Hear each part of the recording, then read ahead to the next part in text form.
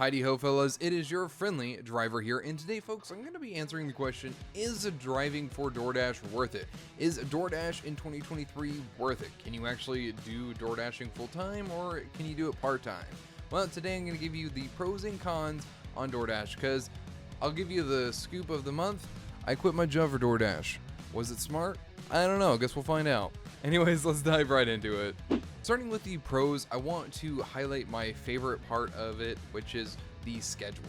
Now, I am just someone who struggles with the 9 to 5. I don't know if anyone else is like me, where I hate waking up at a certain time and going to work and then just taking up my entire day. Well, DoorDash has got you.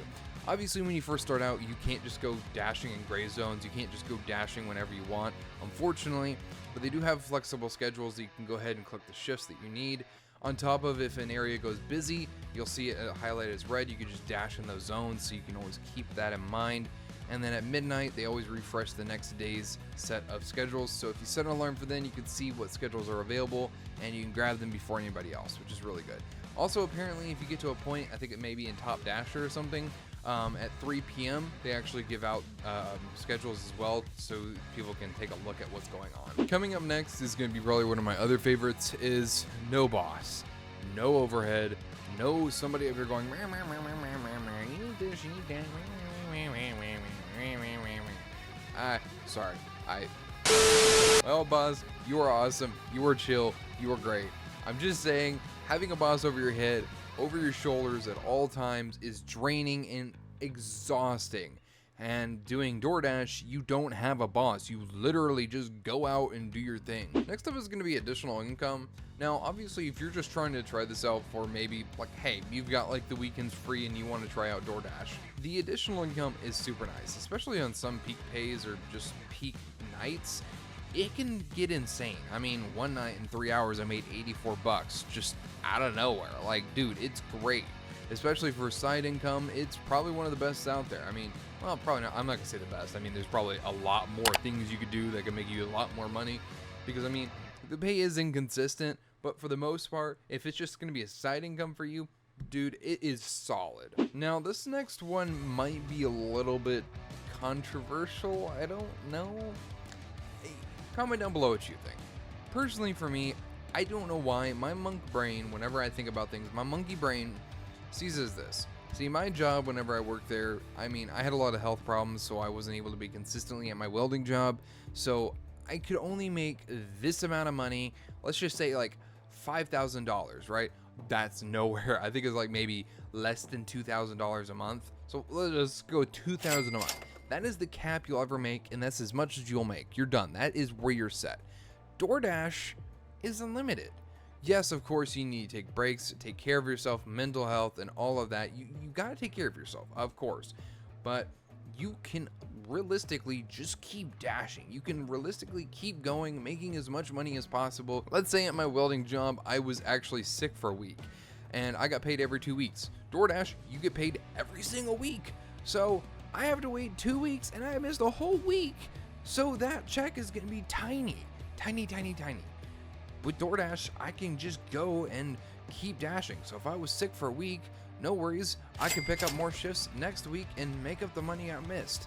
It isn't really that bad. So technically, it's got unlimited money, unlimited. Next up is going to be pay. The last thing I'm going to talk about is going to be pay. Obviously, the pay is going to be where you can pay out every week.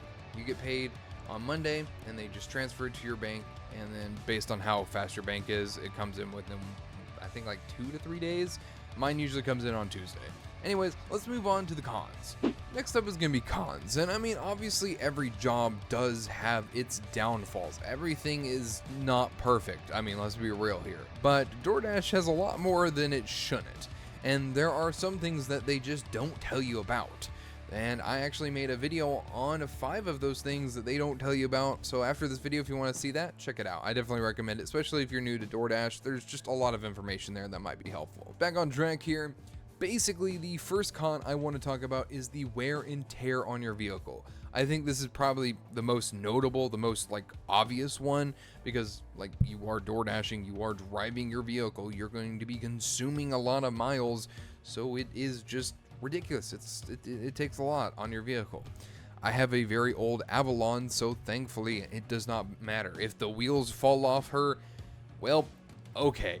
She drives, so that's all I need. The next con is probably one of the ones that really irritates me. Now, obviously, it is based on dashing, so when you dash around, you are getting some bit from DoorDash and you're getting a little bit of the customer pay. So when they tip you, you get those mashed together. Obviously, there's some other stuff because they do have promotionals like peak pay and some other things to help you just kind of get some more money. But obviously, for the most part, DoorDash, it is very inconsistent with its pay. And so if you do not have a lot of volume of hours, you're definitely going to fall short. I dash around and there's a lot of country towns around me. There's a lot of small towns around me. And I've gone to a lot of them. For example, I went to one for 5 hours. 5 hours. Want to know how much I made? $6. We only got one order. And whenever I ended that dash, they said they were very, very busy. Either DoorDash did not like me that day, or it just wasn't that busy. If you only work 6 hours a week, obviously you're not going to make enough money. So you need to kind of push your amount of hours out so you can earn a quoted amount. Obviously, just be smart of where you're at, the peak pays, the peak hours. Just keep in mind of what is the best hours and ride around in those hours and get as much money as possible. And don't try and do, if an order is $3 for 10 miles, that's a no. Keep it from $1 per mile at minimum. And a lot of time for me, I like to only do 5 to 6 minimum. If it goes lower than that, then no. If an order is just like $4 for 4 miles, fine, I'll do it. 3 for 3, all right, fine.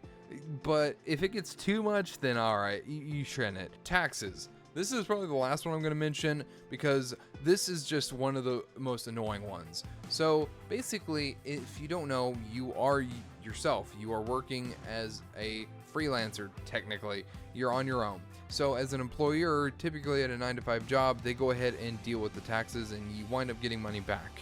It doesn't work that way. As a DoorDasher, you're going to have to make sure you're taking away money as well from what you're making so you can actually pay off taxes at the end of the year. Now, one of the best things to help you is the fact that you are driving, which means you are paying for gas to get you to do this job. Meaning you can technically get gas for free. Not really, but basically you can use it as a write-off. So you want to be tracking your miles. And tracking your miles can get really, really difficult. But this app, Solo, actually goes ahead and shows you and manually tracks all of your trips on DoorDash or Uber Eats and others, and just a lot of other stats for you, and you can import all those stats and bring them to your tax advisor, and boom, automatically there for you, shows how much you're saving and much more. It's so nice. If you want to use my link in the description, it'll help me out and it'll help you out as well. It'll give you $10 free as well, so you can actually get the first month free. Super cool. And the last thing to help you all out is going to be gas, because gas is another thing. I mean, it could be a con itself, but gas is just expensive. And this app right here, Upside, actually gives you your local gas stations and shows you what their prices are and marks them down so you can actually claim them and get gas for even cheaper than normal. So I guess the question is DoorDash worth it in 2023? Obviously, I've quit my job and I'm doing DoorDash full time, and realistically, I mean, I think it's worth it. I think it is definitely an opportunity to take, especially if you have dreams and a lot of things you want to go ahead and achieve. It gives me a lot more freedom than I would in a 9-to-5 job. Obviously, I got to keep in check with my taxes. I got to keep in check with a lot of things in order to keep making enough money per month. But for the most part, it's good. I think it's great. I think it's good for side income and much more. But let me know your thoughts about DoorDash down below. And if this video was informative, make sure to subscribe and dash on.